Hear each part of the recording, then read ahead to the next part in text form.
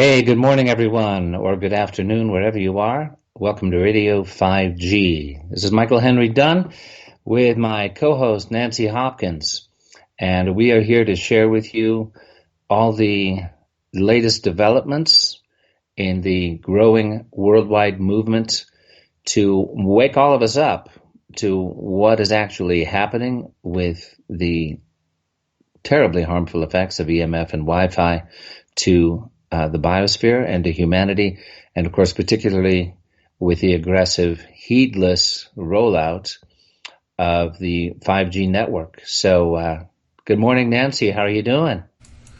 Oh, actually, I'm kind of depressed.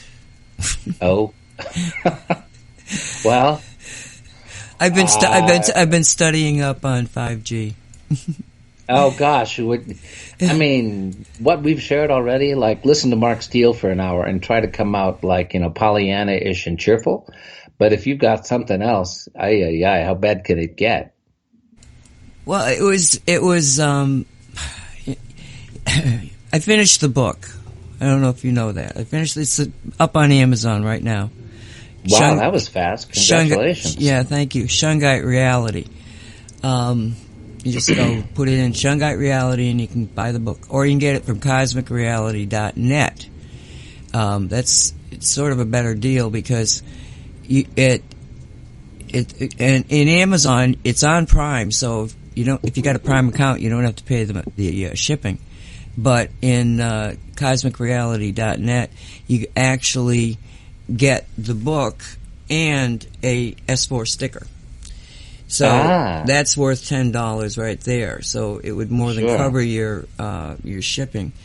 No, I started out and we've got all this really good Facebook connections that they post different things, and I'm going through that and I'm like, oh my God, the birds are falling out of the sky, babies are dying. Oh my God, So then I went over to EM Trust and let's see what's here.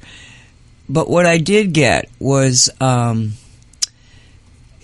known this for quite a while, that there was an autism connection to the EMF. Yeah. And I don't know why I knew it. I might have seen some study or something, but I knew that it was right. And they had a doctor. Her name is, let me see if I can, Jeez, I should know this stuff because I'm trying to do a radio show here.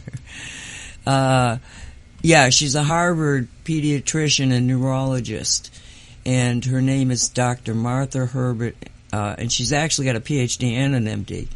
And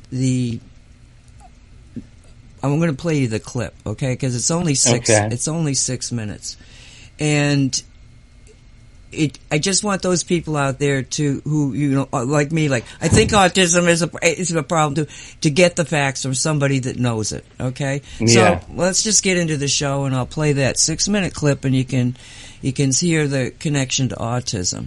Sound right? That sounds good. Here we go. So I've gotten interested in the parallels between what we know about autism in its systemic and brain biology and what can be caused and what has been documented to be caused or contributed to by electromagnetic exposure, by Wi-Fi and exposures related to that. Autism has become a very common and expensive and difficult and challenging condition in childhood, highly heterogeneous, all over the world.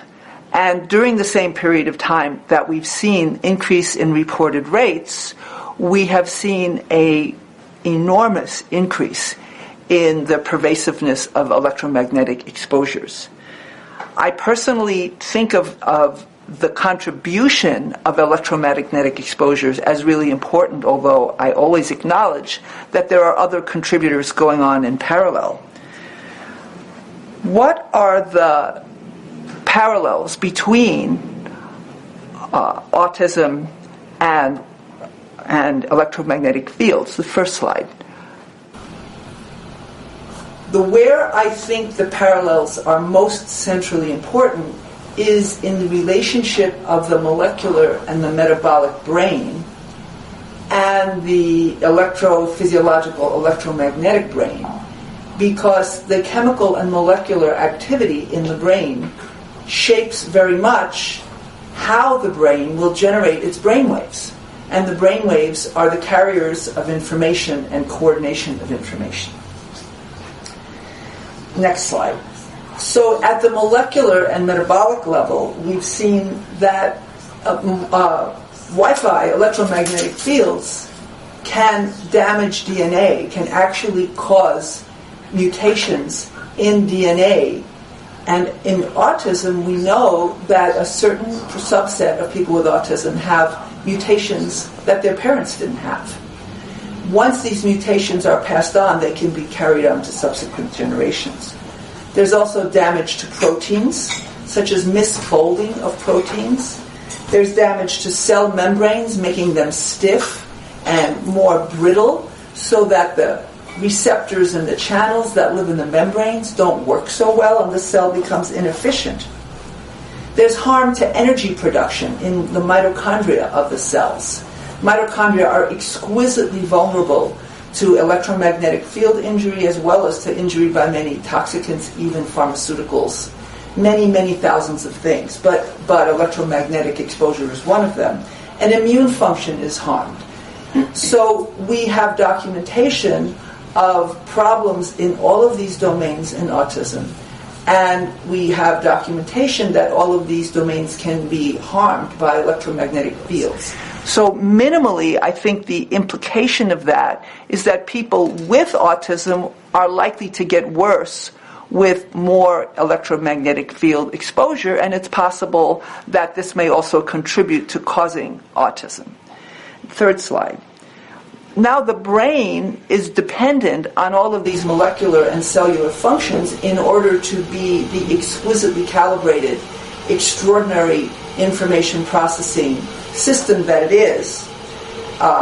And we have evidence that we have evidence in autism that there are many problems with how the brain functions. Poorer coordination, less richly organized information, energy problems, antioxidant depletion, and all of these issues are also documented to be caused or contributed to by autism. Worsening of stress management, worsening of sleep. Sleep is an enormous problem in autism, and sleep is known to be interfered with by electromagnetic fields and Wi-Fi. So what can we do? The biggest thing that we can do, and a lot of this is freely able to be done by everybody in their homes for absolutely no cost, is to reduce exposures. It's really important to reduce exposures in the sleeping area. Put all of your electronic devices on one strip, unplug it at night, and sleep without the interference of those exposures, and then plug it in the morning. Very important for men not to carry their cell phones in their pockets, because that's associated with reduced sperm count and mutations, including perhaps the de novo mutations that we're seeing in autism. And greatly limit exposures for children. Minimize, maybe FaceTime with grandma, but not a lot of playing, not playing with all of these devices. Children need to play in 3D with other human beings and with living things. And finally, build resiliency. It's been shown that antioxidant depletion can contribute to vulnerability to damage from Wi-Fi. And on the other side, melatonin and a variety of other antioxidants have been shown in a number of studies to provide protection. So eat a healthy, multicolored, antioxidant-rich diet.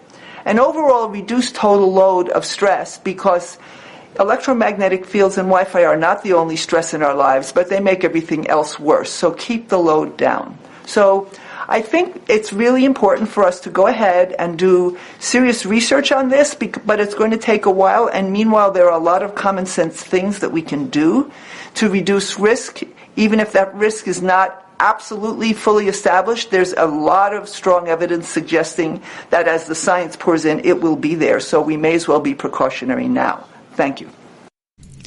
Now, the thing about that was done in 2016. You know, pre-5G. Yeah. Yeah, pre-5G. And I didn't find anything, well, I didn't really look for it because I'm like, 2016 they knew this. Yeah. And what was done. How many children have been born into that environment? And she's right. There's all sorts of things. It's the toxicity in the chemicals, and there are many, many things that could be contributing. But there is definitely a link between the EMF and the autism. When we first started out with Shungite, well, not me, this other woman had gotten involved with an autistic support group, and they got a whole bunch of Shungite because when the parents were calling out saying I'm in trouble, they would actually get them Shungite to be able to mitigate the problem right then and there, you know, the stickers and everything else, to at least take down the EMF Wi-Fi signals that are affecting the children. We've had people put different, like the Shungite rubber in autistic kids' shoes, but you don't get the reporting back, Michael. Mm-hmm. You know, it's like, God bless those people that did take the time to come back and tell us what their experiences were with Shungite. In the book Shungite Reality, Chapter 2 is 67 pages of people's testimonials. Okay. Yeah. Wow. And that gives you such a, you know, they want, peer review. You know, we tried to get to the colleges and universities, talk to them about what we were finding with Shungite. Oh, you need to have a peer review. Well, how much more peer reviewed, which means equals to you, is it that people are coming back telling their stories? Right. Well, you know, in the academic and university settings, of course, you know, that's the way they live. Those are the standards by which they got to be high mucky mucks, is, you know, well, peer reviewed, and, you know, and I've published, which is fine. It's the great conversation of discovery between those who've, you know, laid out their findings in, you know, sound methodological frameworks and all that good stuff. And we don't have time. You know, we don't have time for there to be sufficient peer-reviewed literature out there for, you know, these institutions to take it seriously. And that's a big challenge, because they can always, you know, throw that at you. It's like, oh, well, this is just anecdotal evidence, and there's stories out there, but these parents don't know the other factors in the environment, blah, blah, blah, blah.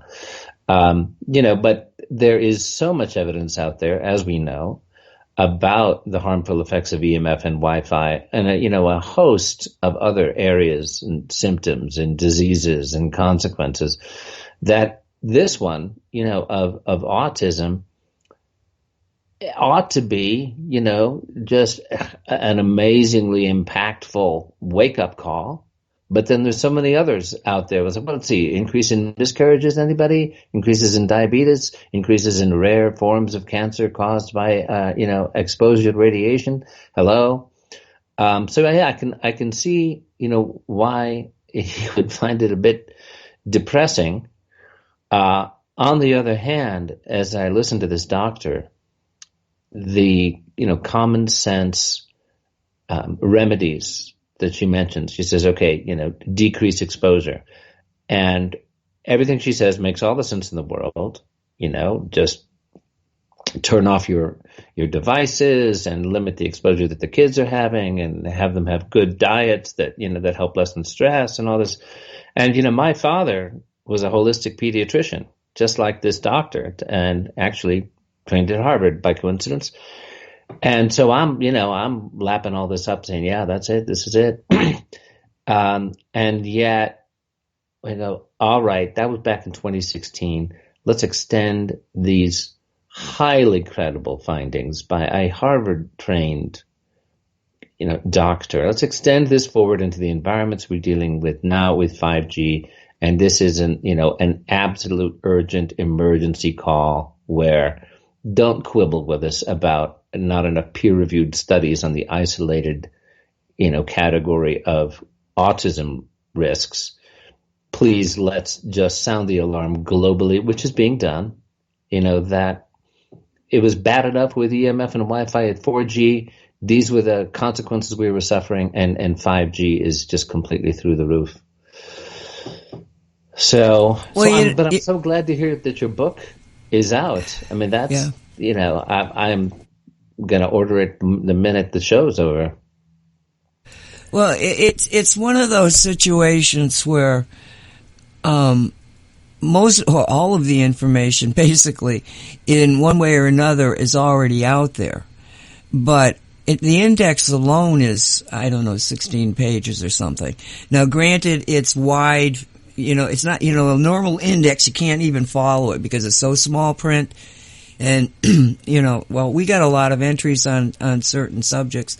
So the index is easy to read, to work with, because so many people are very, very much into Shungite, and I want this to be a handbook, so that they can quickly find, because a lot of the entries in the index are actually testimonials. Like one, this would be an obscured one, right? One woman wrote back to say that her hair had gotten thicker since she started drinking Shungite water and being in a Shungite environment. You know, so I mean, it's like very, very, I wouldn't, so many of the subjects that they brought back up in the testimonials. That's why Jan Shaw actually was the one who put that together. She went back to the testimonials that are already on the website, and some of the Facebook, because we have a Facebook group, Shungite Reality Facebook, and you can find a lot of questions and a lot of people's experiences there. So she compiled this, and we left it really raw, because we didn't want to change anything that they had said, so it was really just cut and paste. But to have the vast subject that they actually talked about, and be able to index it, it's just, I want it to be a handbook. Yeah, I love that about that, thickens her hair. I mean, that's all we need is to be able to say that Shungite, cures baldness, right? Then all we need is for it to cure erectile dysfunction and increase virility in men, and we're home free. This thing will take the planet by storm. Never mind that it's killing the biosphere and your children and everything else, but baldness and sexual function, that'll light a fire, and everybody will be drinking Shungite water like crazy. Yeah, well, sad to say. Well, this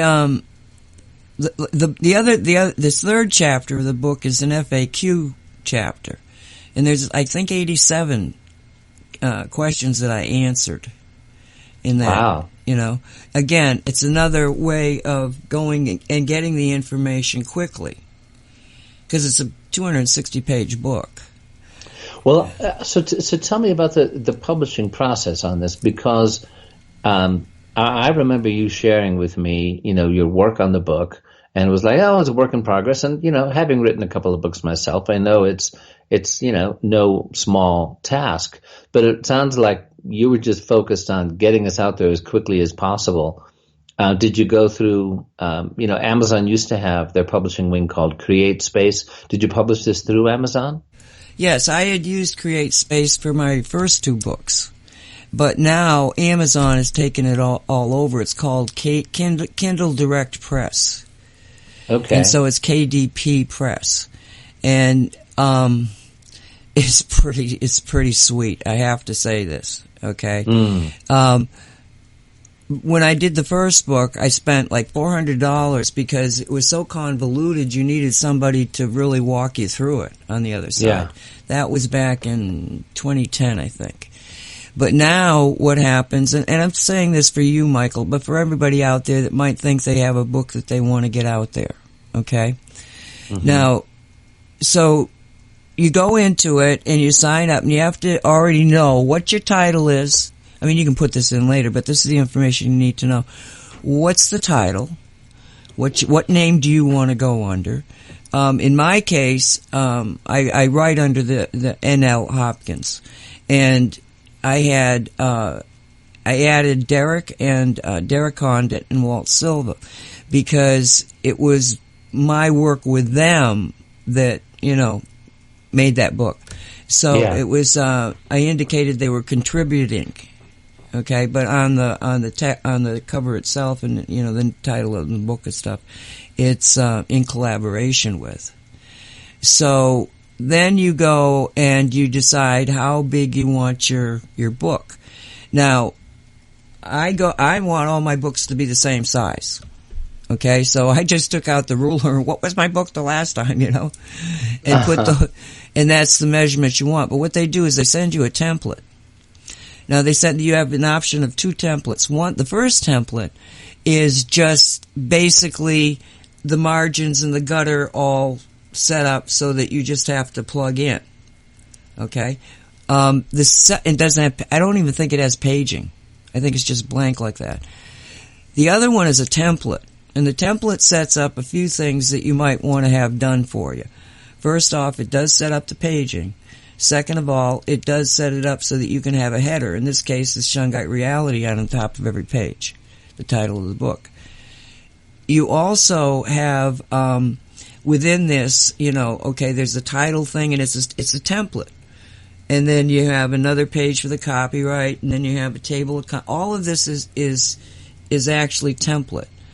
Right. Which for most people would be the preferable way to go. That's the way I went. But then I had some complicated templates. I got locked in the templates. So did you have a lot of illustrations? Say again? Did you have a lot of illustrations? Not really. No.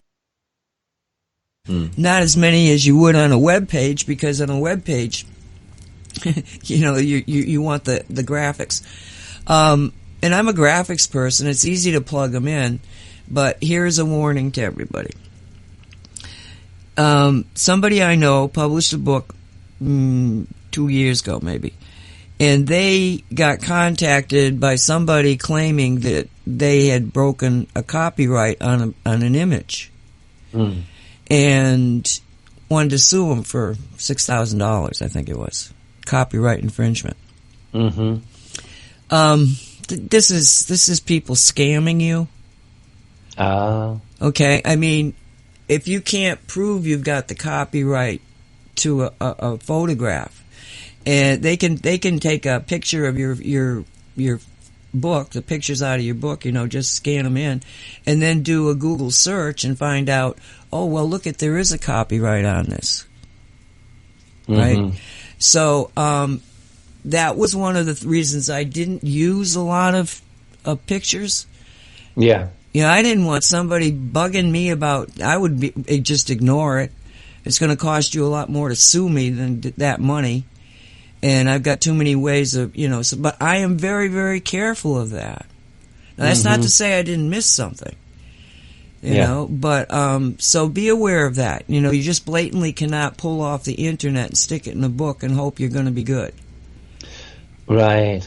Well, I really like, the urgency and speed with which you got this out there. And for those who might be tuning in a little late, Nancy's talking about her new book, Shungite Reality, which is such an important piece, a crucial piece in what we can do about EMF and Wi-Fi, up to and including 4G. And, there's a metaphysical Shungite field aspect of this in the fight against 5G. But, we are careful to say that according to our current knowledge, 5G, just, wearing a Shungite necklace is not going to protect you against all the 5G bombarding our environment. But up to and including 4G, it's a miracle gift of Gaia.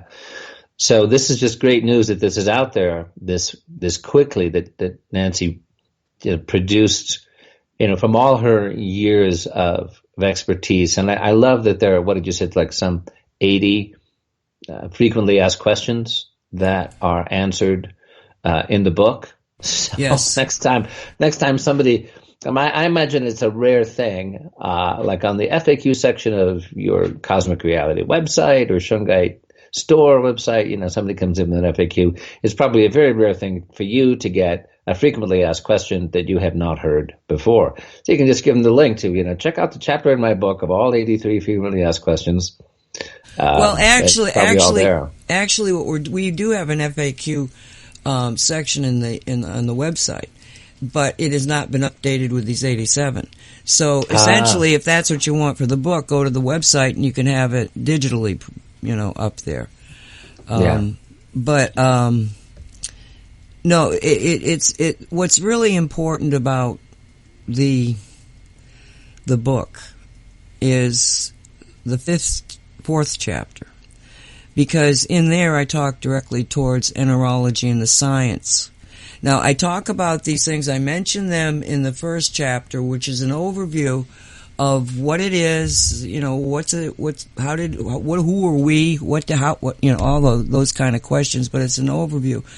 And in the fourth chapter, I go into the science, and I actually kept getting dragged deeper and deeper into the science, and because I'm not writing a science book, I'm writing something that's going to make a difference.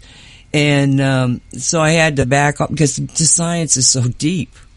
But anyway, but you get into the science, but it was, for me, it was more, the rest of it I'd done in so many different ways that it was kind of tedious. But when I got into this, I started learning again because I'm going back over information and I'm asking the questions that the universe of spiritual intervention answers, And it was really an eye-opener. Because and you get all these synchronicities when it's happening, right? Mm-hmm. I'm working with basically neurology. I was speaking specifically on neurology, not Shungite at this point. And I went back to Dr. Raymond Rife, who was an amazing physician at the turn of the century, in the 30 type of things. And he was able to demonstrate how frequency could essentially cure you from cancer. And they did human trials. Everybody was all excited about it, and then boom, nothing. Not another word. And I wondered about that, what in the heck is all that about? And as I'm wondering, I'm going, I went over to Facebook, and here's this post. And this post was showing a picture of quantum entanglement. They've actually got a picture of quantum entanglement. And that's when two particles are seemingly the same particle, but distances apart. Einstein called it spooky. Right. But so there was this all of a sudden resonance came, the concept of quantum entanglement got involved in it. And so the fourth chapter is really a chapter on why is it that we've got this quantum entanglement that, in my opinion, this is what I learned from doing the chapter, that quantum entanglement holds everything together. And resonance, sympathetic resonance, when you're if two guitar strings are very tuned the same way, they will respond. You pluck one and on the other side of the room, the other one will start to vibrate. That's what makes the universe go. Mm-hmm. And so back to Rife. So Rife is discovered something that, at that time, I think that he was shut down because they came to him and they said, hey, dude, if you let this information out, then a weapon system can be made of it that can kill people with an electromagnetic wave. You can't talk about this. Mm-hmm. Okay? Because we're too busy building the weapon ourselves. Precisely. Right. But I think that was, there was a lot of secrecy and a lot of stuff that was happening at that time. It was, already I'm forgetting dates. I'm not good with numbers. Well, so this is the 1930s, and it's the lead up to World War II? Yes, it's the lead up to World War II. And we just come out of World War I, so you've still got all of this angst about, the bad guys, the enemies. So it's easy to see where Raymond Reif actually agreed to do that. I don't know. I couldn't. But then you go into the 50s and you got Wilhelm Reich, who they said shut down, and he was doing the same thing. He was curing cancer with orgone energy, which is a more natural energy. It's not electromagnetically created. It's part of it's the awesome force. It's that thing that is prana and chi in the force. Yeah. He was working with that, and he was getting very, very similar results as far as cures, and so the FDA wanted to shut him down, and he said no. He was German, and in the United States, he wasn't really impressed with patriotism, I doubt. Right. And so he continued, and the FDA got him in jail for 2 years. He was dead within the year. But that was only the what they did to him. What they did to his body of work, every orgone accumulator box that he ever made, every piece of printing that was ever done on him, an orgone. He's still known as a doctor that did a lot of things, but the orgone stuff has disappeared. Not now, because you've got Don Croft and Sperling that started. I mean, there was others, but those two were able to really build on what Wilhelm Reich had said and done, and make orgone. That's why you have all these orgone devices and orgonite. And, so I get into that whole history and what it is and what we're dealing with. But in the 5th chapter, it's about the bees, and it's about the 6th extinction event. And you and I, when we started out this show, we had this concept of, that we were nobody was doing anything, and that was true. In May of this year, there was not a lot of activity that I found or you found. It certainly wasn't in our face. Yeah. And so, we proceeded to put this particular vehicle, let's put it that way, in place. Now, oddly enough, I played the whole thing.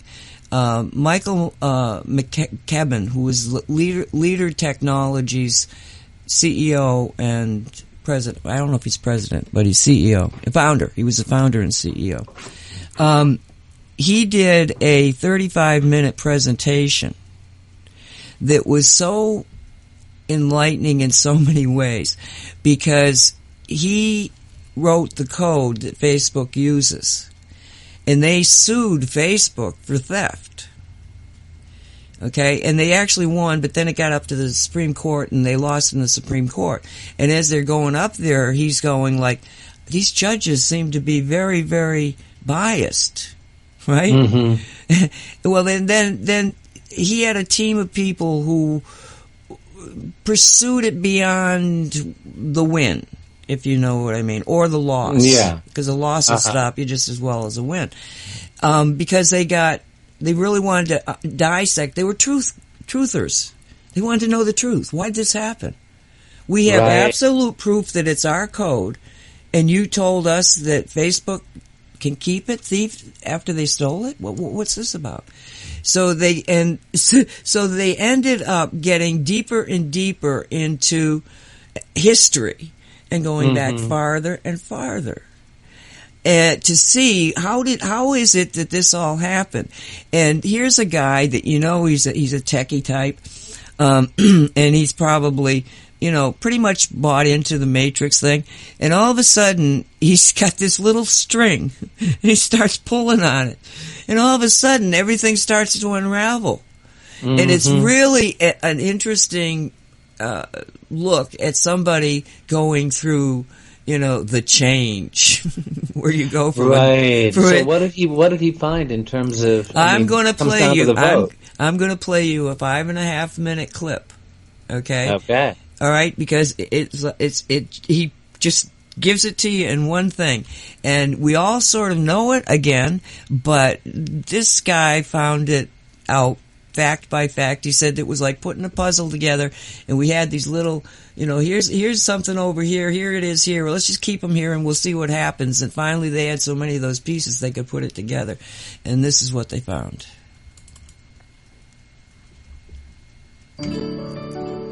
Knowing that you have another person growing inside of you. I can't remember exactly how we got the clue that there was a beginning to this strategy, but I'll bottom line it. We discovered there was a man, we've all heard of it, we've heard of the Rhodes Scholarships.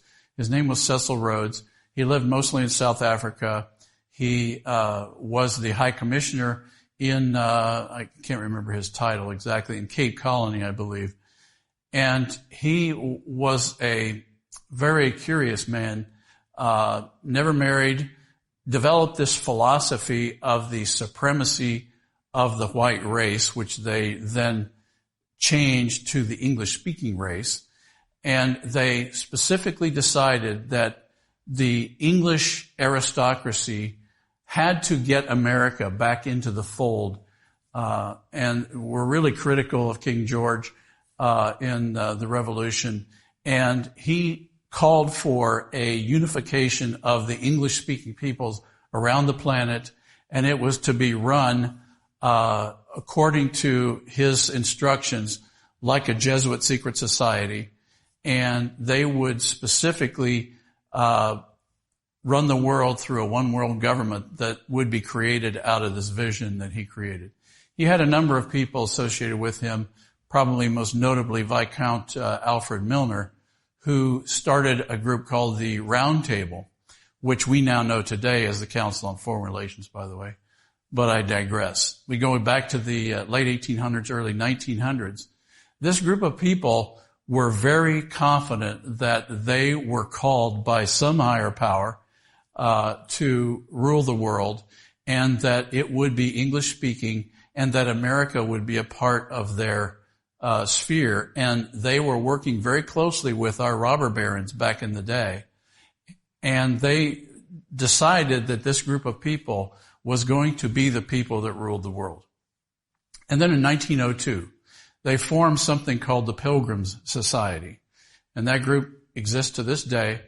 And that group is the group that coalesced all these ideas around this idea of a white English-speaking race running the world. And they had to bring America back into the fold. And so that was in 1902. In 1909, these same people organized something called the Imperial Press Conference of 1909. And I won't get into the details of that, but what was shocking was that at the end of this conference, they started a group called the Empire Press Union.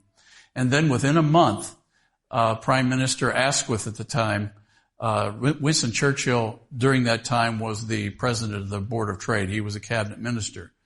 But at the end of this conference, the Prime Minister set up a new intelligence operation, which we now know as MI5 and MI6, and also what is now GCHQ. And he specifically said in parliamentary records that he was going to recruit his initial agents for these intelligence groups from the delegates of the Imperial Press Conference, from newspapermen from around the planet. And there we see the fusion that we've observed symptomatically over this last 100 years.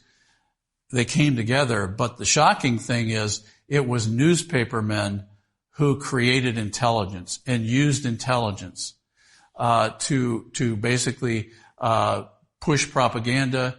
In their world, it was push imperialism, and it was to push an imperial corporate controlled one world government. Now, these people later on pushed the League of Nations, then the United Nations, and what we now see is a continuity of thinking, of vision, of direction from that point, from 1902 and 1909 right to today. And the shocking thing is the key to their success has been their total control of the newspaper media business, newspaper, radio, television, and now internet, and their total fusion with the intelligence world to basically keep control. So the idea here is if you know, because you're spying on everybody, you know what everybody's thinking, so you can always be one step ahead of the next person. And so you organize your media, your stories, to basically benefit yourself and your friends. Well, in doing that, the banks are more than willing to go along because they make money whether markets go up or markets go down. But as long as they know what's happening in advance, they can make money. So there was this unholy alliance between media, intelligence, and banking that plagues the world to this day. That's what we've discovered. That's what we've learned. Why was it us that found these things? I don't know. Interesting, huh? Because of course they had not found these things. Many other people had found them long before they did. Right. But it's almost like, people are waking up that are players in the matrix. I mean, you do not have probably a social media, well, I know you don't have a social media app in your computer on your phone that this guy didn't build. It's that important to code. What guy? Michael, Rhodes? Yeah, no. Michael McKinney, the guy you just heard. Oh, okay. So he's, deep in the tech. Right. Right. This is no dummy. World. This is a very, very powerful man out there who, like I said, had to go through the awakening. And this is very interesting to me on a personal level because I have a brother in my family who, is a software developer and also very artistic and creative. He's a musician and dancer, but, brilliant guy deep in the tech world.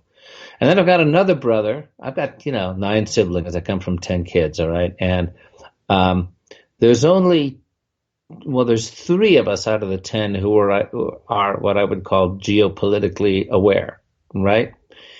And so my brother, who's the software guy, puts a Facebook post up about how, I think it's Finland, it's an article from the New York Times from a few days ago that Finland is a capitalist paradise.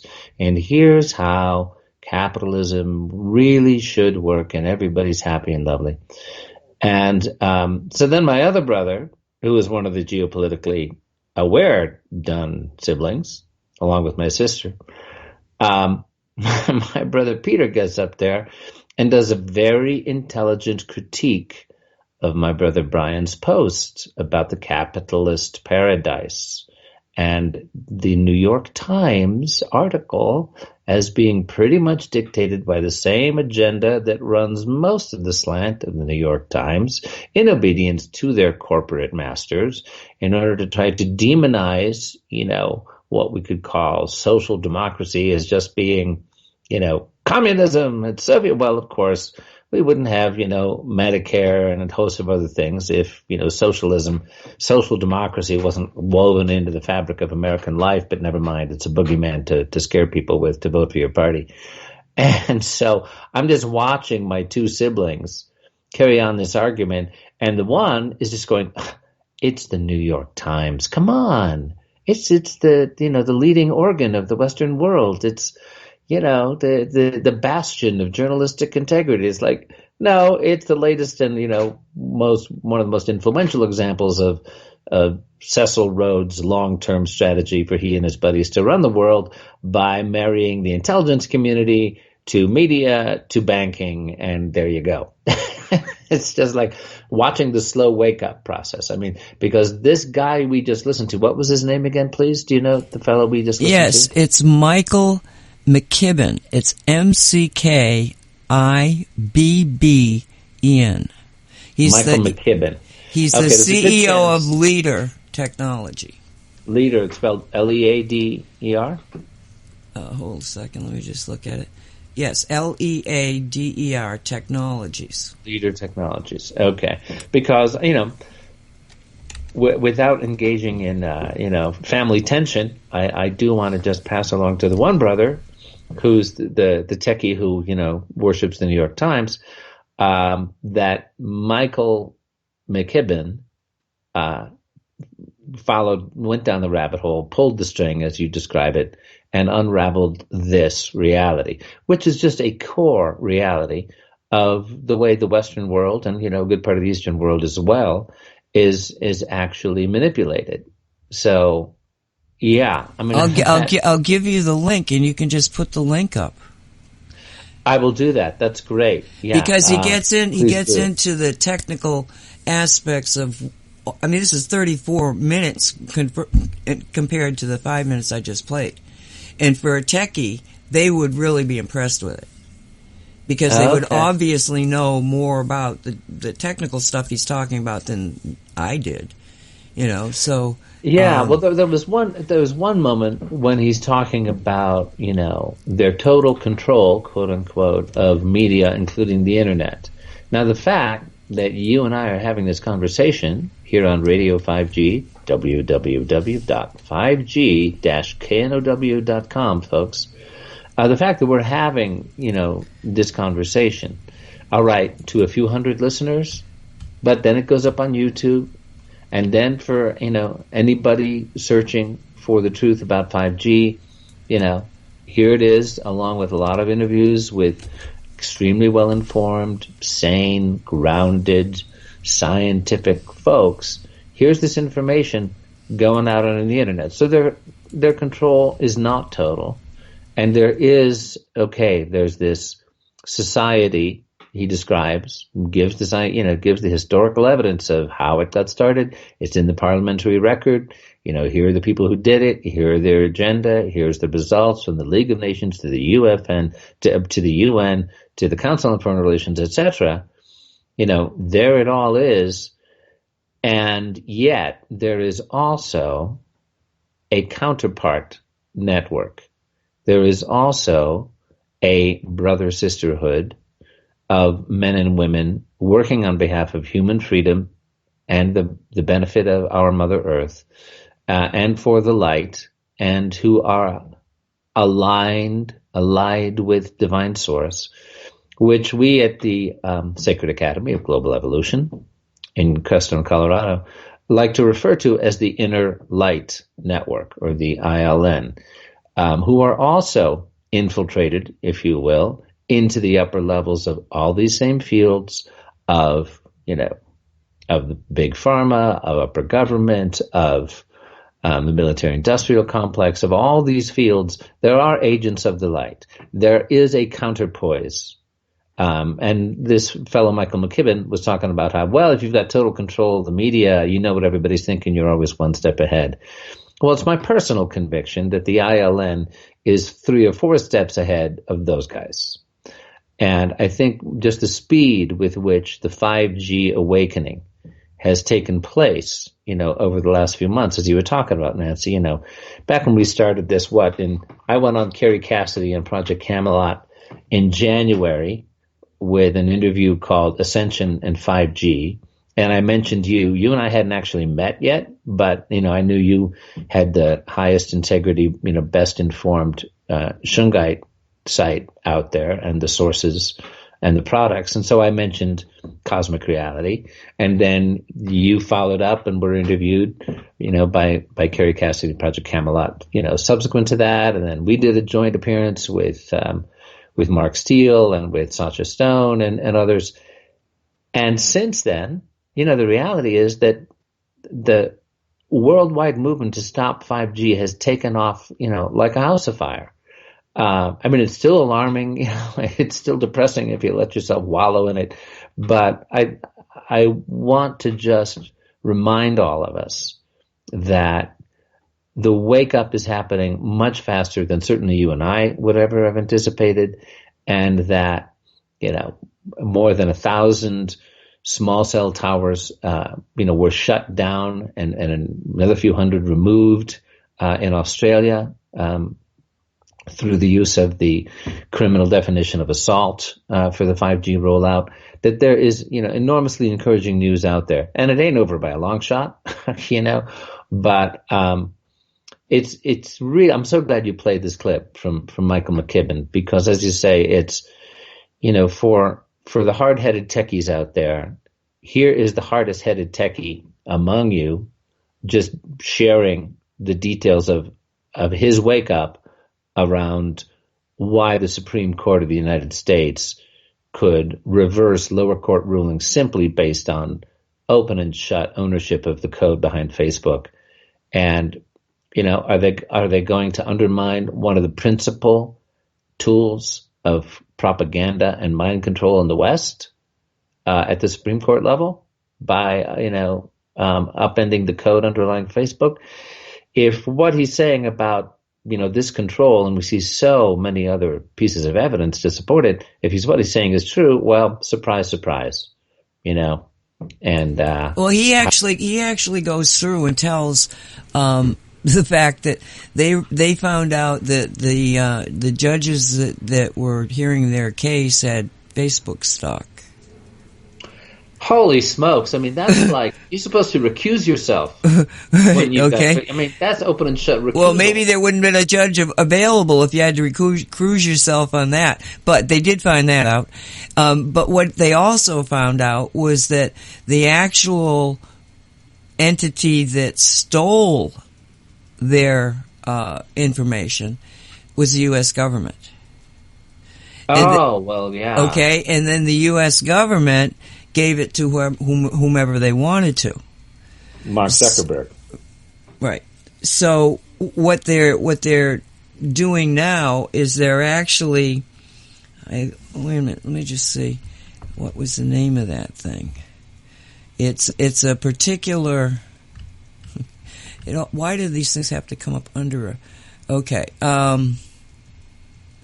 Okay, they're making a notice to the executive branch because there is a law that says that if the government of the United States has somehow taken your money or in some way cost you something, that you have to ask for payment from the people that did it, the department that did it.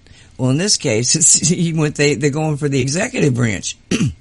And what they're presenting to the president is that, look you stole, and he never gave a figure, but he said it does begin with a T, trillions of dollars worth of computer code. You did. The government did. We want payment for that. Wow. All right. Now, he knows that there's no way that kind of money would come out of the U.S. government. He did not talk figures. But he said that their leader technology has put in this particular request that they will take the money and they will work to get a free press.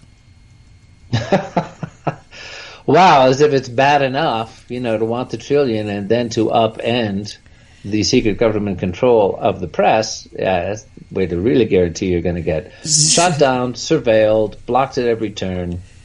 Well, yeah. But he's using the internet to get out there and to tell people this. I put the link up in the chat, and I also will put it under the YouTube here. And you can go directly to this video, and then it'll give you enough information to go wherever else you want to go. But yes, it's a fascinating story to me, in that.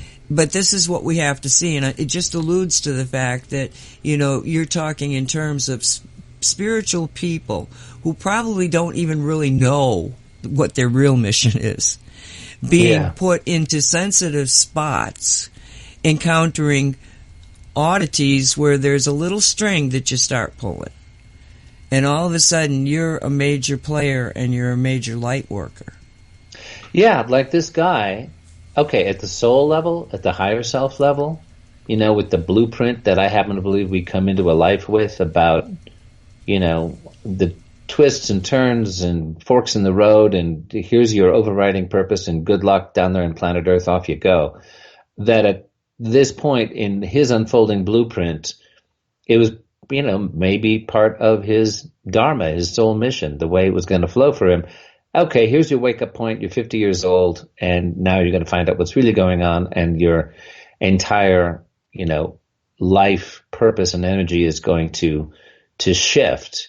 as what we used to call in the story analysis trade, when I used to work for CBS Entertainment, the basic story structure for screenplays and stuff in Hollywood, that it's, called the, you call it the page 90 event, where suddenly the stakes get much higher and it's suddenly about something you didn't even guess that it was really about. And the movie moves into the final third or so of accelerated, it's kind of like when Luke escapes the Death Star or whatever you want. But anyway, yeah, that for him, it's that similar kind of point. And for a lot of us, certainly for me, back in 2011 or so, I didn't want to hear about any of this. I didn't want to hear about 9/11. I was just sticking with the main, propaganda story. I had my own wake up experience, and it was obviously now here I am, as a sacred activist and co-founder of the Sacred Academy of Global Evolution and working with the Johannine Templars. This is my life work right now, and there's a lot of us waking up, at this moment in our dharmic unfoldment to what's really going on. Yeah, when I was writing the book, it makes you go back. It's like being as old as I am, which is like I think 71. You get to look at this panorama of your own life.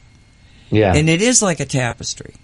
It's like there are threads that gave you certain information, certain talent. You met certain people. You went certain places. And all of this is actually what becomes your signature, your own individual signature.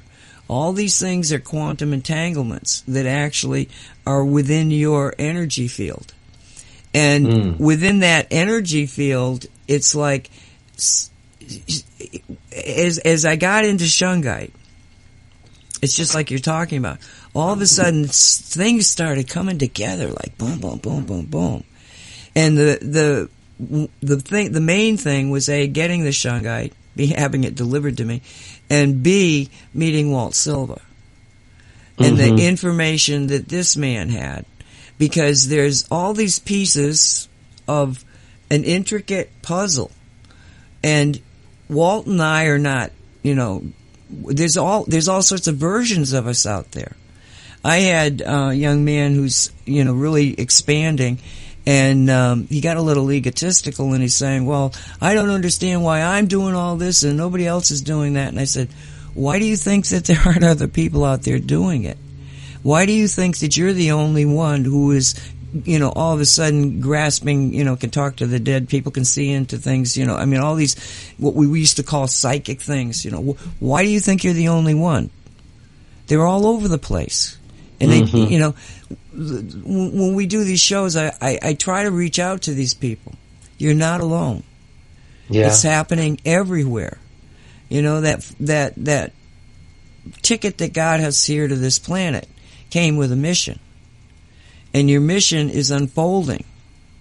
That's why 5G in and of itself is what I say is the, line in the sand. You've got to wake up and wake up now. Because if you don't, game's over. You're running out of time. Yeah, and I love what you said, Nancy, about harmonic resonance. Like, that if a guitar is vibrating at a certain frequency, a guitar at the other end of the room will also start to vibrate. And that as each one of us wakes up, I think the number you quoted was 40,000 other souls around the planet are vibrating, that just have a very similar frequency to ours. And that our awakening affects them and encourages and maybe even triggers the awakening in 40,000 other souls. Do I have that right? Absolutely, and each of those 40,000 have 40,000. So the turnaround can be virtually instantaneously. But the most important thing is your individual self. Get yourself into a state of authentic being. Be who you are. Because you're unique. But you're only unique in the fact that you're one of 40,000. Now, why do we say 40,000? Because it was given to us as the number and verified by a number of us. As soon as I heard it, I knew, oh yeah, true. At least 40,000. There's not that many frequency. There's a huge variety that gives you unique people, but as groupings, there's not that many parameters. We're resonating with other people. We're at the top of the hour, so why don't we take a break if you're okay with it? I'm good with it, and we'll be back in about 4 or 5 minutes after this inspiring piece of music here on Radio 5G. Welcome back, everyone, to Radio 5G. This is Michael Henry Dunn, here with my co-host Nancy L. Hopkins, or also known as N.L. Hopkins, on her wonderful book Shungite Reality, which is now available on Amazon, sharing just a wealth of information, experience, science, and wisdom on Nancy's many years of immersion in Shungite reality. And we have been exploring some aspects that are brought forward in Nancy's book. And just this last piece we were talking about at the turn of the hour, which led so beautifully right into the song we just heard. I love this song. Is it called Invisible? Yes. And I just turned, I'll give you, I should know his name, Hunter Hayes, Invisible.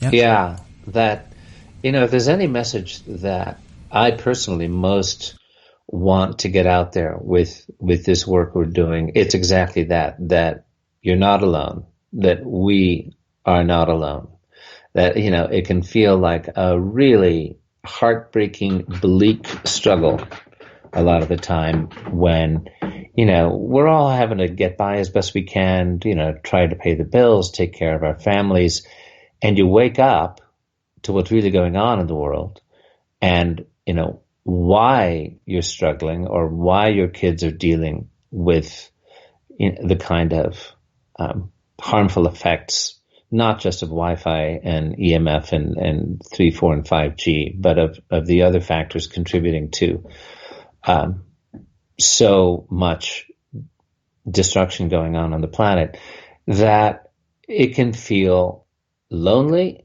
and depressing and bleak and heartbreaking out there. But once you wake up to the fact not only of what's really going on geopolitically, but you wake up to the fact that you are not alone and that you are not invisible, and that there is a whole family, is the word that I like to use, of people who are waking up, sacred activists who are communing with Source, call her or him or it by whatever name you want, communing with Source to sustain our efforts, our belief, our passion, our conviction in the face of how hard it is, that it can actually become a joyful brother sisterhood of awakening souls. And also, once you wake up to your purpose, even as hard as it is, suddenly a lot of things start to fall into place. A lot of souls come into your path at just the right moment, where suddenly, things are still tough, but you wake up in the morning and you've got this vitality surging through your veins because you've connected not only to the reason you're here, but hopefully to the soul family that you're here to work with. That, a lot of us came here having done this work together before, and it's just a beautiful continuum. And we are at this crucial turning point. So it just really inspired me, and still is inspiring me when I heard that song, Nancy. I love the music itself, but the message is really, really important. And I like it a lot. Well, even for the dedication in the book, gee, I can keep going back to the book. It just keeps coming up. Sure. Let's do that. Is to all of the Shungite grid makers who believe that there can be a new reality. Now, for those people that don't know about the Shungite grid, you have people all over the world who are going out into nature and just gifting nature with nuggets, and in some cases powder. The reason being is that the Bee Project proved that Shungite, only 3 nuggets, will protect a hive from electromagnetic and radiation, ionic radiation, like nuclear. And they will flourish. The hives will flourish. They went from, in an 11-week time frame, from 50,000 to, well over 1 million bees with no losses, not one. From, an unnatural, colony collapse, not heard of. So, and this is being repeated worldwide. Because of the bees' testimonial to the fact that, yes, in fact, Shungite is helping them, others are going out into nature and gifting nature, because what we know is happening is there's a complete biosphere collapse. It's called the 6th extinction. The insects, the microorganisms in the soil, are all dying. And now you've got, with 5G, birds are falling out of the trees. Everything dies. Everything dies.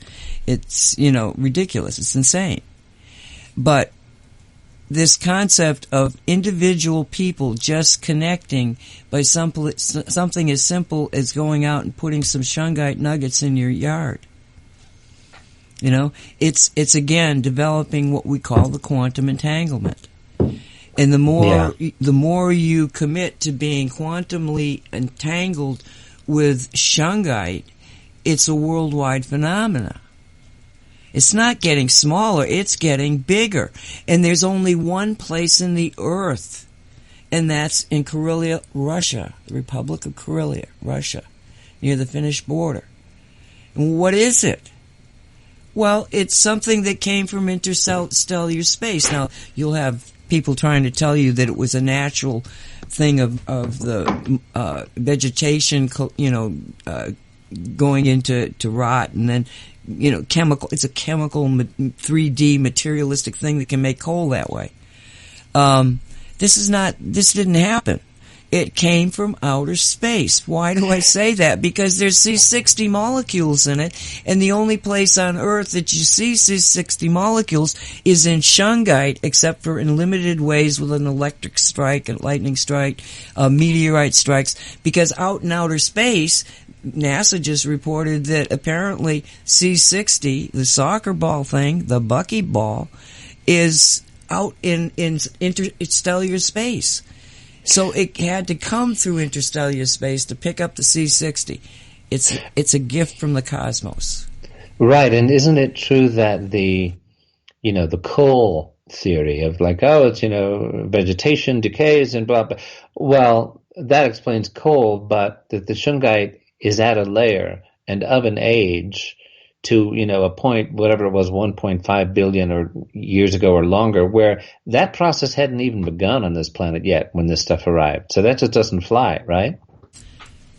There's so much wrong with that. There's only one explanation that makes any sense. It was a huge meteorite strike that brought with it the vestiges of life.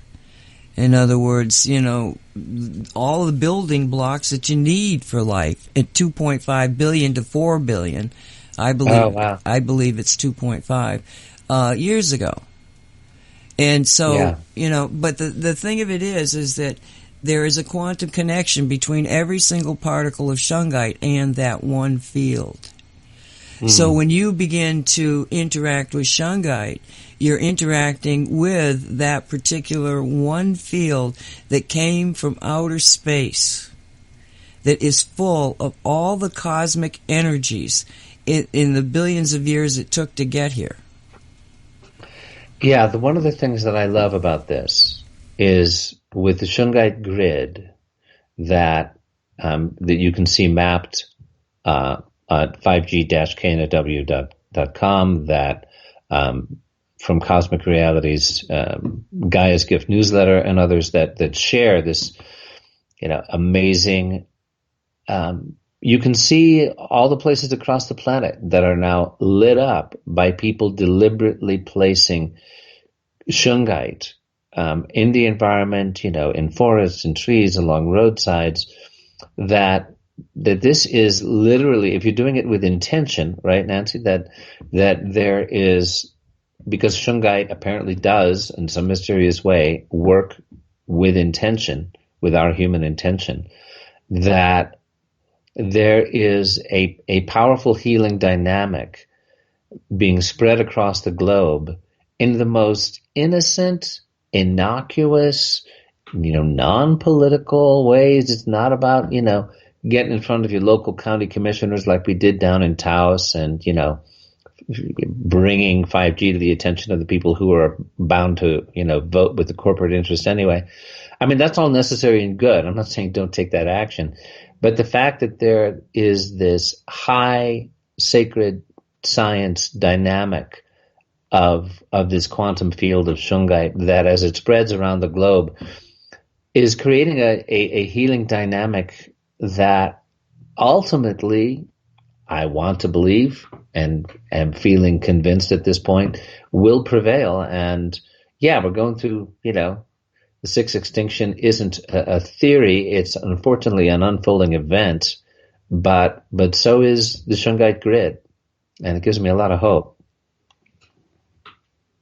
Yes, it's the map when you go to it. It's got, I don't know, 100,000 people. Those are the people that have reported back. We know that, like on Derek's Facebook page, he accidentally didn't know what he was doing, but he set up, like, he's got the Derek Condit, and then he's got shungite bees and shungite honey, but they're all under personal groupings, like an individual. And but he's getting hundreds of requests to be friends by people all over the world. And at first he thought he got caught in some kind of a scam or something, but he started checking these people out. No, they're beekeepers. Ah, there you go. They're beekeepers, and we know that beekeepers are very difficult to report back. If it hadn't have been for a weird set of circumstances, I never would have met Derek. And I had been the one on Cosmic Reality saying, try shungite with the bees, but the beekeeper contacted me, and I asked him once, why didn't you contact me? He said, I thought every beekeeper would. But he was new into, he's not a bee community, he did it himself. He studied up, he did it, So, but they don't normally report back, but the fact that they're actually reaching out on Facebook is awesome. Mm-hmm. So you've got this worldwide grid of the shungite nuggets, and people. Think about it. It's back to the beginning. People aren't, saying, "Oh, I'm going to support this concept" or "I'm going to support that concept." The only concept that you're supporting is Mother Nature. Yeah. It is giving back something that may help. Now, the more that people do this, the more help is being there. And when I first started up with shungite, I knew that the mission statement of the store and everything else is get shungite to the masses. And somebody said, "Oh, I don't like the word masses; it's got a bad connotation." Well, that was their problem, because I had also had the problem because I questioned the word myself. I said masses. And the response from my guides was, "What's the next word you think of?" And I said, "Massive." And he said, "Exactly." Okay. That the massiveness of what we can do, the impact that we can have, just by saying, no, in a new reality, the number one thing we have to be absolutely conscious and dedicated to is we are the caretakers of this planet. For Gaia. It's a dominion thing. We were given dominion over the planet, and we are not fulfilling our responsibilities. And if we protect Gaia, the hive, what we live on, the spaceship going through, the universe at unbelievable speeds, all of this is so fast. it's not like, it's going to take a long time. We just showed that with 5G, how fast people are waking up. Mm-hmm. And I'm kind of, talking to myself, telling myself, it's all right, it's happening fast. Just take a breath, take a breath. I've just been immersed in, all the bad stuff of 5G. And, even myself, I've been doing this for 40 years, sometimes it just is like, oh my God, I'm overwhelmed. I can't do this. Well, we can do this if we stay together. Exactly. That's the key. And like with words, like masses, for example, this is one of my pet peeves, is that, one word after another gets disqualified from popular use, becomes politically incorrect. Oh, don't say masses. Oh, don't invoke, the true higher legacy of the Templars, or like, oh, well, don't tell us about any good thing that was ever done by, Jesuits or by Franciscans or by Jews or by, take your pick, because, there's some shadowy place on the web out there or other that will tell you about all the evil done by, you want to use the word masses. Well, here's, it's Soviet collectivist. And that's true. It's like, and it's also a useful word in the English language, meaning, the millions and, billions of souls out there. That's the level it needs to work. So thank you very much. I'm going to continue to use the word masses. We're going to rescue it from the taint. Like we're going to rescue the sacred word Templar, which connotes someone dedicated to spiritual community and sacred science at the highest level. Thank you very much. We're keeping the word Templar. The fact that there were rogue elements who then, went masquerading around calling themselves the Illuminati.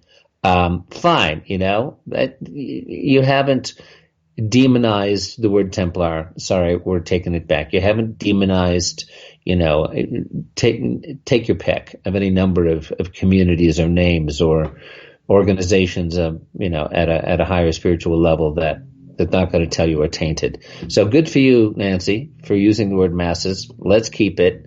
And, the grid is yes, indeed, getting Shungite out to the masses. Amen. Well, doesn't the Statue of Liberty have something to say about send me your starving, your huddled masses, your huddled masses, yearning to breathe free? Yes. Amen to that. Let's go with that. Yeah. Yes. Huh? Oh, you're good. I couldn't remember the exact words, but I knew the word masses was in it. I do. I keep the poetry in my head, and hey, those are my people. My great grandfather, born in Ireland in like 1848.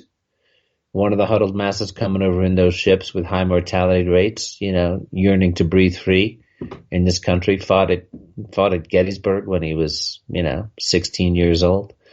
I identify with those masses. Yay for the American masses who, and here we are, their great grandchildren or whatever, looking to restore and uphold these truths about human freedom and about healing our home. It's just basic stuff. It transcends politics. This is not about left, right, red, blue, Trump, Pelosi, all this. It's not as if there aren't issues there, and we've got a government process, and we've got to rescue it from corrupt forces. But meantime, take a few Shungite nuggets out or some Shungite powder, and as you're driving along, with a prayerful intention of whatever you want to do, spread some along the grids of Gaia, and that's a tipping point. At a certain point, there have been people that have gone into cities, and this one person went to the government center and they walked all around hiding Shungite nuggets all around it. Oh, really? What, in D.C.? No, it was in California. It was some local city in California. I don't remember which one. Well, this is one of the things I love about. We had a couple of wonderful people from the. I'm going to try to say it right now, the Temple of Saqqara, which practices what they call the Holy Grail Vortex Protocol, which was brought in by Dr. Mary Hardy about 25, 30 years ago. And I've spoken about this before on the program. But we recently had a conference in southern Colorado called the Blue Star Rising Conference and Retreat, focused on breakthroughs in Templar sacred science, breakthroughs specifically that could be of immediate practical use in turning the tide on all these issues we're talking about. And so this protocol, it's very analogous in my mind to the Shungite grid and to people doing this simple redemptive act of spreading Shungite. Basically, all you're doing is you're picking up some small rocks in one place and you're moving them to another. Okay, they come in your mailbox, whatever. You're just moving little small rocks that happen to have the C60, happen to have the fullerene molecule, happen to have a connection to the quantum field, happen to, restore bee colonies, prevent bee colony collapse, protect you against EMF and Wi-Fi, purify your water, etc. Right? You're just moving rocks from one place to another. You are exercising your sovereign soul power. You're not doing any geopolitical action. You're not going on the web and, raising your profile on some, CIA dossier. You're just participating in a simple, sovereign, human, spiritual act to spread the healing power of Gaia's gift around the planet.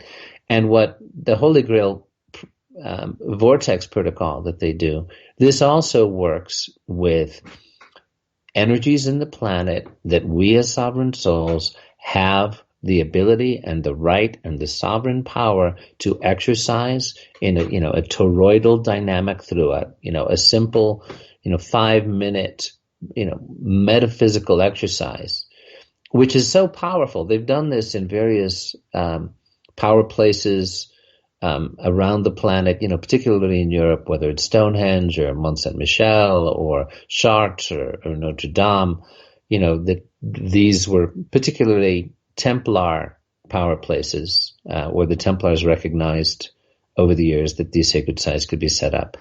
And so this small circle of people, just like with Shungite, leaving a few pebbles here and there, they do this very simple act of standing in a circle, maybe 4 or 5 people, saying this universal invocation to spirit and working with toroidal energies. And you can look it up on the web, for YouTube, for Dr. Mary Hardy, Holy Grail Vortex Protocol. And what happens is, many times, they've been doing this over the years, this breaks through the restrictive, repressive, energetic web that's been placed around the planet, electronically and, metaphysically by the dark side, trying to keep human freedom clamped down, that this exercise breaks through that and actually, creates a breakthrough for human freedom in that one place on the power grid. Well, they do this for like half an hour or 45 minutes, just people standing in a circle. No devices, no placards, no geopolitical activism, but those grids are monitored. Those breakthroughs are observed. And within like half hour, 45 minutes, suddenly they're getting buzzed by black helicopters, or a black SUV with tinted windows pulls up, or some phony, construction truck with a white van suddenly sets up some, little orange traffic cones so to observe them from a distance. But because all they're doing is standing in a circle, exercising their sovereign soul power, they're untouchable. They cannot be interfered with because they know, these folks on the dark side know, apparently, this is what, was shared with me by Gail Mack and Chad Edward of the Temple of Saqqara, because those folks know, the folks on the dark side know that there's actually a kind of treaty or understanding that they cannot interfere with the sovereign spiritual power of the soul to invoke divine resources. And that's all we're doing. And it's beautiful to me that they've never been interfered with. They monitor them, they try to intimidate them, but they can't stop them, because this, just like with the Shungite grid, is our sovereign soul right. to use this gift of Gaia. So keep on doing it. And I love it. There's 100,000. I mean, on the people and that's just the ones we know about, right? Well, I looked at that, 3 months ago. I do want to say something though. Basically what a lot of you and a lot of what you say and what I say sounds like mumbo jumbo, wow wow, ooey ooey, crazy stuff, right? Right, mumbo jumbo, wow wow, ooey ooey. That's my technical term for it. Yeah. Okay, so the universe of spiritual intervention. Now, I said to Walt yesterday, I said, again, because I'd already asked him, I said, Walt, did this book exist before we needed it? And he said no. And yet it's a book that was written in 1989. And the author is Joseph Carter, spelled with C-A-T-E-R. It's called The Awesome Life Force. Now,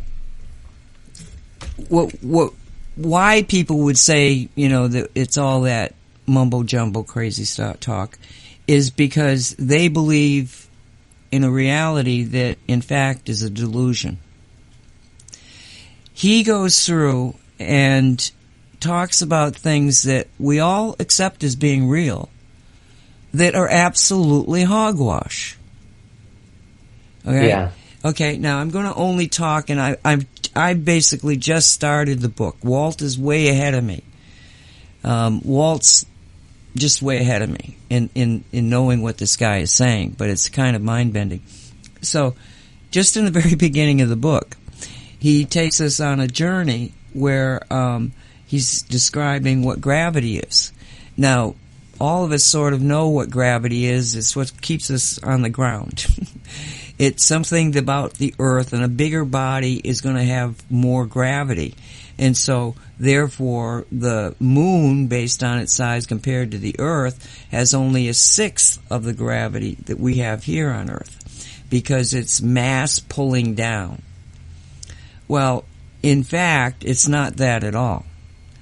It's a radiation field that is emitted from the sun that is essentially pushing, not pulling. Okay? So, he proceeds to go to the moon and the Apollo and to describe why it is absolutely, positively a fact that the moon is the same gravitational pull as Earth is. And that all this, seemingly astronauts jumping around and doing this, well, that was all for the cameras. Because he starts to look at pictures, and he doesn't give them because back in '89 it would have been difficult to get. But I have seen these pictures. They're some of the most well-known pictures. And he would explain things and say, now, does this make any sense? One of the first things that they got a hold of was, why is the flags seeming to move when they shouldn't be? All right? A lot of conspiracy people jumped all over that. The fact that you supposedly have 100 and some pounds of backpack, and yet you see these men every once in a while leaning over. If they had that kind of weight, they should have fallen into the ground. The one that really made the impact on me was the lander. The rover, that was running around there like a golf cart. Because as I was watching it, I'm going, there's something not right here. Because my mind knew that it was supposed to be, a sixth gravity. And I'm seeing these people go up a little hill and bump up and down. If that had been a sixth of gravity, they would have kept on going. Well, how does that not apply to the backpack, though? They've got this heavy equipment, but it's much lighter. Oh, because it was a huge amount. It's like 70 pounds would be being felt by the astronaut. He did the math. He does all the math out. Okay. But the thing that okay, so we've seen the Apollo things, and I don't, he goes into so much of the videos that they showed that absolutely are proving his case, not the fact that it was a sixth of the gravity. And that rover, he does all the math out. If that rover was leaving tracks showing virtually donuts being done and very hard turns, that thing would have flipped over. It was too light to have maintained. I mean, he goes through how wide the tires were. I mean, like crazy stuff to prove his case, right? And then what he does is he'll take arguments that other people have made against what he's trying to say, and he blows those out of the water too. You know, it's just really an eye opener. But the thing that got to me was the clouds. He says. If gravity is pulling down, why do clouds float? So one thing is, somebody will say, well, because they're floating on the air. Well, they're made of water particles that are heavier than air. What's keeping a cloud up? Oh, it's forward momentum. Bullshit. It would come down slower. I mean, he blows every explanation. Okay, well, help me understand here. What's he saying about what does make clouds float? What are we talking about? Because they're water vapor. And when you're dealing with electromagnetic force pushing down, it just basically doesn't see them as water vapor. It just doesn't affect them. So they're not affected by the gravity if it's an electromagnetic wave. Okay, well, how does this have to do with the moon thing? Well, in what regards? Because that shows you that the gravity, see, if it's a bigger body and you got a heavier gravity, okay, but on the moon you supposedly have a sixth of the size of the Earth, so it's a sixth of the gravity. But in fact, It's not. It's the same gravity, and in some cases measured heavier. Oh. Because it's an electromagnetic wave. It's not because of the size of the body. It's you're being surface hit by a gravity field. Okay. Now, one of the okay. Do you understand it now? I'm beginning to. I'm just trying to follow the. Okay, think of sunlight. Okay, and the sun is bathing you in sunlight. It's also bathing the astronauts on the moon in sunlight. Right. Okay, so it's uniformly, because the moon's not that far from us. I mean, it's basically uniformly the same kind of radiation that you're getting. But see, within that radiation field is a specific radiation that goes from infrared to I should have looked it up. It's infrared. Anyway, few people would know it. It's a small area that is the gravitational wave. So the astronaut's getting hit with the same gravitational wave as I am on Earth. It's the same thing. And the fact that clouds float is because it's an electromagnetic gravitational wave, and it just isn't being blocked, or therefore by blocking, it means that there would be something to hit to make it lower, to make it fall out of the sky. It's just passing through it. Okay. Because energy. Right, I got a little confused for a second, like we were talking about a fake moon landing or something. You're talking No. Gravity. Okay. No. I've always believed they actually went. I think there's a lot of mucking around, but I'd never believed that. Yeah. So this guy is, what he's doing is he's another thing, okay, because he gets into the discussion concerning anti-gravitational travel. And he's absolutely, I mean, so many things that in my life, at one point I was working very much with just pyramids and energy and electricity and magnetism. You know, for over a decade I was building these devices, sometimes dangerously so. But there was one device that we made, and I got onto it because there was a research thing done in Poland, and they actually made a platform go anti-gravitational, and they were using electromagnetic waves. And so I thought, well, that's very interesting. I wonder how they did that. Well, it's the universe of spiritual intervention. You ask the question, you get the answer. Yeah. Okay, so all of a sudden I'm seeing a device in my head. So the device is, I took a 12-inch long, 1-inch copper pipe, and I wrapped copper around it. Okay? Now, inside that happened to be a mix of crystals. Let's just put it that way. Crystal energy. Okay? But it may have worked without it. I don't know, but that's what I was working with at the time. So it was in powder form, like Shungite powder, do the same thing. So at the bottom, the wire was long enough to actually touch a battery. Okay, just a flashlight battery. So the signal goes out from the flashlight battery all the way spiraling up this copper pipe. And then at the end, we had another long, it was about 6 inches, I guess it was more like it was 6 inches, 5 inches, let's say 5 inches long of the copper wire, went out. And it was pretty thick wire, so it just went out. It was just like an angle thing sitting there, right? Well, if you took a crystal, a quartz crystal, and you held it there for a few seconds and you just let it go, it did not fall. It traveled about 6 inches in an anti-gravitational field that I never understood what was really happening. But as soon as I read Carter, I went, oh my God, I know exactly. I've seen it. I've done it.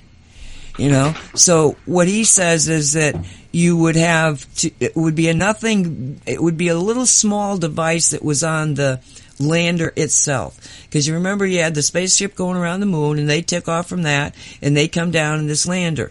And then the lander's got the feet in the bottom part. Okay, so that's how they land. And then when they take off, the lander leaves that bottom part and goes on up and meets with the spacecraft going around the moon, and they come home. Okay, that's the scenario. But even as a kid, well, not a kid, I was, a young adult, there was something about the takeoff of those landers. Because you see the top part, and it kind of jumps, and then there's this flash, and then it goes off, but there's no exhaust, there's nothing indicating what's propelling it. If you had had fuel, which Carter shows you the figures, you could never have carried enough fuel to do it. If you had had actual fuel and it was an explosive thing, you would have had an exhaust. You would have had the ground underneath it being blown all over the place, the dust. None of that happened. And he says it's because they had a anti-gravitational device on the landers. Well, that wouldn't surprise me if, it's something reverse engineered from alien technology, or whatever explanation you want to give from it. It certainly, you wouldn't have seen Walter Cronkite in, July of 1969 when Apollo 11, happened, going, that was the secret anti-gravitational device that we've reverse engineered from alien technology, helping our astronauts lift off. That's not going to be on CBS News. No. And like I say, I noted it, and I'm sure that there were, millions of people that went, that doesn't look right. But they're bombarding you with their story. So you take away their story. And Carter... Right, don't look at Building 7. Don't look at Building 7. Right. It's not falling. No. So Cater here, he's got... he goes into... I don't even know. It's like Walt says that he keeps giving hints to create new things. So the fact that this guy's book is out there and still in print. Oh, that's good. I've got the hard copy here. I found. And what's it called again, just for our listeners? The Awesome Life Force by Joseph H. Cater. Cater. Okay, Awesome Life Force. Great title. Yeah, and it was funny. The reason that I found this book was because I was doing my book on Reif and Reich, and so I've got a reason for why Raymond Reif would have said, okay, I won't do any more of this, but Wilhelm Reich, now when he's out there doing it, it's like he's being, for 10 years they tried to get rid of everything he had ever done. Why? And so I said, is it possible that orgone can be made into a weapon? And so I went to Google and I said, can orgone be made into a weapon? And I came up with this guy, a quote from this, a large, long passage from this guy talking about how Wilhelm Reich's Cloudbuster, based on Orgon, could be used to cause nuclear weapons to dysfunction and jet planes not to fly. Well, there you go. And just by asking that question on Google, you just added a page or two to your dossier at Langley. Right? Yeah, but then I went and I got the book. We had the PDF. I searched for the PDF. It was somebody using him to do something else. It wasn't the full PDF, but I was managed to got a hold of the PDF. And then I said, Quark, I wonder if I can get the hard copy of the book. And sure enough, because if the internet goes down, I know what reality is. I got Cater's book. Uh-huh. I can start it up again. It's fascinating. I mean, all the synchronicities. Just a weird one. What's happening over on Oak Island in the Templars? You're asking me? Yeah, no, I'm just throwing that out there. Now just think about this, okay? Because I can tell you some things about that if you want. Oh, well, tell me. Let me just preface it, okay? It's like you got this island off the coast of Nova Scotia that somebody found treasure. And for 200 years they've been trying to, re-get this treasure, to dig it up. Well, there's been, for 10 years, a company of brothers who started out because one of them, Rick, was, he'd read a thing about Oak Island and was just absolutely, obsessed with it. And his brother Marty, who had all the money, and he also was in construction. So they go there and they start, and Marty's like, oh, I'm just doing this because I love my brother that much. He's not believing anything. Yeah. And then, lo and behold, every year they'd find something that made them go, and by year I mean you can't do any work out there in the wintertime, so it's only the summer that they're able to interact with it. Well, now, so then they get on the History Channel, and this is their 8th season on the History Channel, and they are just digging the crap out of that island. Well, that's another name for that island. Oak Island is also called the Money Pit, right? And it's called the Money Pit partly because they think there's treasure there, and partly because people like these brothers have sunk millions of dollars of their own money down this pit and never found anything. Well, they found, I love that, how that show, they've got to do it, right? They've been funded for this show, and they go like, so here we are, and today's dig is looking at the possibility that we may find scraps of a certain kind of metal that in the Elizabethan era was used by pirates. Let's see. But, they're building it up, and they go, here's a green fragment. Yes, and this, the metallurgy of this thing does kind of date back. This could be the clue. And they make it like the big story. And you go, oh, wow, what did they find? Well, really, they didn't find jack crap, but they've got a reality show, and they're sinking their money into it, and they got to make both themselves and the audience believe that something's going on. But, the story that I understand from it, I'll try to thumbnail it. It's kind of interesting with the Templars and the rest of it. Do you want to hear about it? Okay, but what you just described is somebody who is not a fan of the show. Because what you're not seeing, you're seeing that, but you're not seeing all of the bizarre little connections that are being made. Like there is a connection to the Revolutionary War in Washington. And these are things that are perplexing to the people that are looking at them. It's a massive analysis of history. And remember, I am a very talented remote viewer. Oh, there's that, isn't there? There is that. Okay. Well, I'd rather have you talk about what you've remote viewed on Oak Island than have me. Let's go back and forth a little bit, shall we, on that? Well, sure. Because, people would say to me, why don't you remote view it? And I'd say, that's cheating. What's remote viewing for, if not to cheat? Well, yeah, so one day I sort of cheated. And they had this big, huge drilling bore. I think the thing was at least 6 feet, the pipe that was down there. And they thought they had hit a chamber, but they were off to the side of it, and so they pushed it deeper, actually, maybe. But because they pulled up wood and stuff, but then they lost it.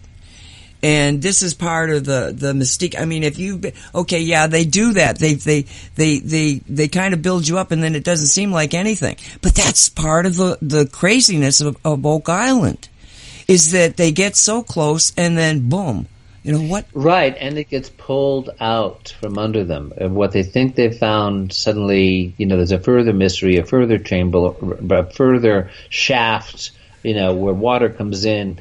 And you're right. I love the history of it and the sequence in it, and I would love to particularly hear more about the George Washington connection.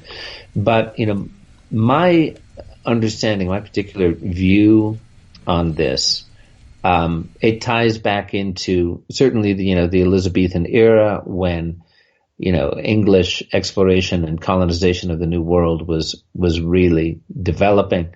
That there was a documented expedition funded in part by the 3rd Earl of Southampton, and there was, in my information, a secret society that you can trace to Rosicrucianism, back to the Templars, forward to the early Masonic lodges, which of course did not openly come out and announce themselves until the year 1723, but there's plenty of evidence that they were operating during the Elizabethan era, coming from, Templar influences at Rosslyn Chapel, the Sinclairs, the formation of the Masons to help build Rosslyn Chapel around 1450. They needed Masons. They needed to be free, not tied to their feudal lord, and they needed their help to work on the high esoteric science embedded in Rosslyn Chapel. So they had to teach them some Templar secrets, these Templars, and say, you need to use your guild secrecy, your Masonic guild secrecy, to protect these secrets, because this is Templar stuff. And so they said, okay, great. So we need you, Masons, and we're glad that you are free from your feudal lord. You are free, Masons, who have now received some Templar knowledge. So that's the origin, and then the Freemasons developed from there. But you fast forward to the Elizabethan era, and there were high souls, highly placed people working on a long-term plan, using the grids and ley lines of Gaia, as the Templars had always done, foreseeing the development of the New World, and that Oak Island appears to have been a place where important, we'll call them assets, artifacts, precious, either, manuscripts or holy objects or power objects, and yes, possibly gold as well, were kept safe in an elaborate structure. Now, one piece of information that's come through our friend Maya, whom I trust very much, and this is, received clairvoyantly, so make of it what you will, but that a lot of all those money pits and tunnels and shafts is an elaborate red herring to keep everybody's attention away from what's really hidden at Oak Island, in a completely different part, so that everybody will, waste all their time and trouble and effort and not disturb the inner secret Templar cavern where high spiritual energies are present doing its work for the planet. That's the part that I love, and that I think Washington and the other founding fathers who were Masons, and Jefferson, for example, may well have known about. And that may just be the thing that ties all of it together. I don't know. I'm not going to say this is my, rock solid conviction. Let's just say that I am highly intrigued by the evidence I've seen that this may well be the thing that pulls it all together. What does that sound like to you? Well, I've known from the get-go there was a back door that they weren't on the right track. They didn't know what they were doing. Okay, but the thing that is so intriguing is that there are so many, a lot of activity happened over a lot of time. So you got the Templars, you got pirates, you got, and that's what's so confounding and so much of a unraveling of history, because they do get into the history of what was happening at the time. And one of the things that they did last night was that they found one of the original, what do they call them? Seekers. Okay, so it was people that thought they knew what they were doing at the time, but ran out of money. And they just uncovered that entire system. And, but they're just digging the crap out of the place. Yeah, they're just practically excavating. They're excavating, massive. And I'm now afraid they're going to destroy all kinds of fabulous stuff, by using this massive equipment. They won't even know that they ever destroyed what the whole thing was about, is what I worry about. Well, all I know is that there is something there, and that I think it's very, very interesting that at this moment in time that they will take the island apart to find it. Whoever is backing the project right now, and I have no doubt that there's a lot of money that came in when they started really finding stuff. And so there's so many stories ongoing. And yes, the average person who looks at it once or twice doesn't understand the intricacies of the story that's going on. Yeah. Now, if it wasn't compelling to the people that are really watching it, it wouldn't have gone on this long.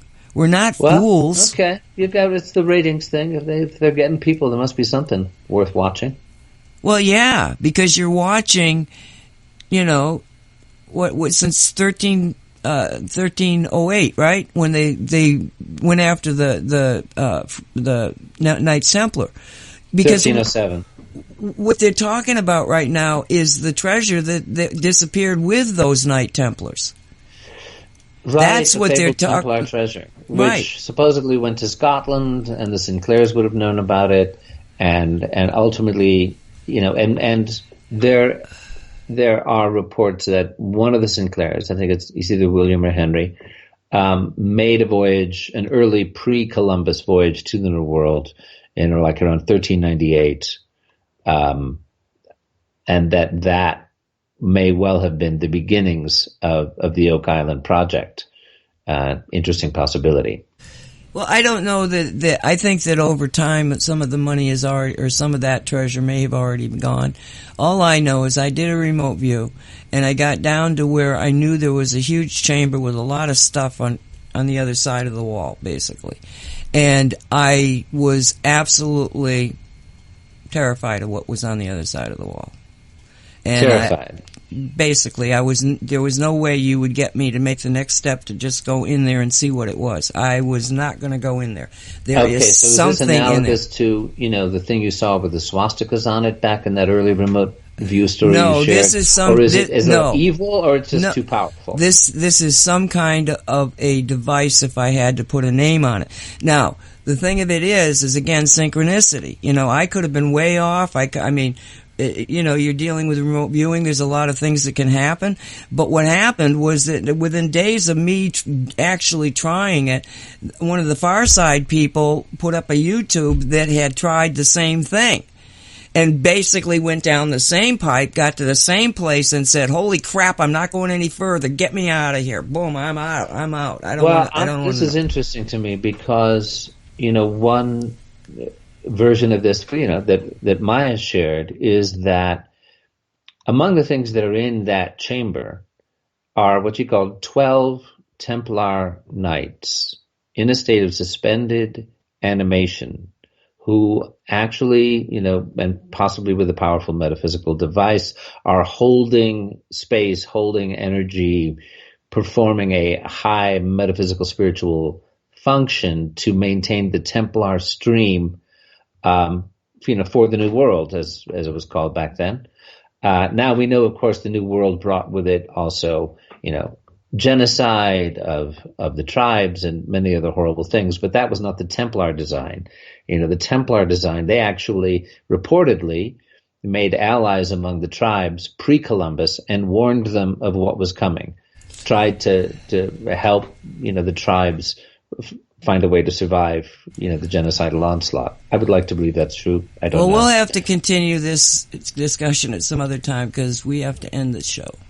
We do, and it's kind of gone far afield from 5G today, but it's fascinating the way, it all actually ties back, because this Oak Island story and the Templar stream and the gift of Gaia that is Shungite reality, the protection it affords from, EMF and Wi-Fi up to 4G, the growth of the Shungite field as a possible, planet-wide healing dynamic that can help us. It all ties back, folks. So thank you for your patience with our fascinating tangents that Nancy and I go on. So this is Michael Henry Dunn with my wonderful co-host Nancy Hopkins here on Radio 5G, which is a joint project of Cosmic Reality Radio and the Sacred Academy of Global Evolution. Thanks for being with us, and we look forward to being with you next time. God bless us, every single one. Bye for now. Thank you for listening. May it be. Let it be.